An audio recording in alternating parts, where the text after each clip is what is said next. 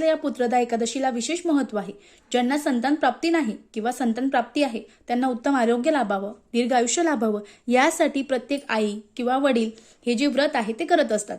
मग यासाठी आपल्याला आपल्या मुलाला जर दोष असेल, मुलगा सतत चिडचिड करत असेल, अभ्यासात लक्ष लागत नसेल, तुमचं ऐकत नसेल, हट्टीपणा करत असेल, तर आज संध्याकाळी न चुकता तुम्हाला मुलावरून ही एक वस्तू काढून टाकायची आहे. मग ती वस्तू कोणती ते बघू.